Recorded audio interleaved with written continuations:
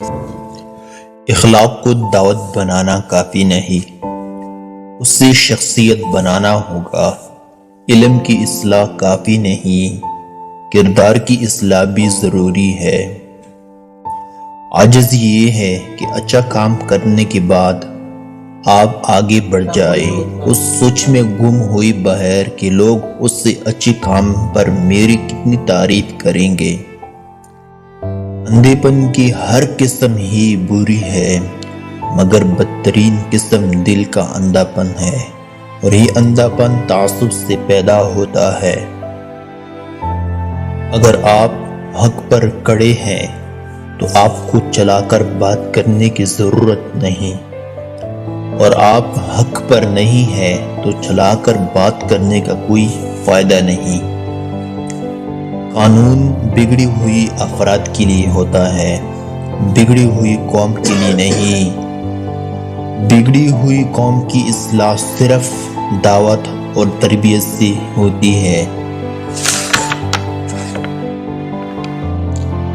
انسانوں کی عادی مسائل عقل حل کرتی ہے، اور باقی عادی مسائل کا حل مضبوط شخصیت ہے، جو مسائل کے ساتھ جینا سکھا دیتی ہے۔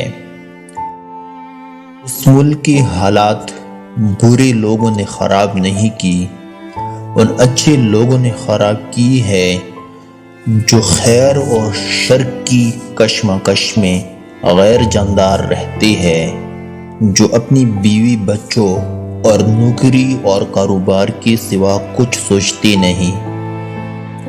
زندگی کی دوڑ میں دوسروں سے آگے نکلنے کے لیے تیز چلنا ضروری نہیں، بلکہ ہر رکاوٹ کے باوجود چلتے رہنا اور مسلسل چلتے رہنا ضروری ہے۔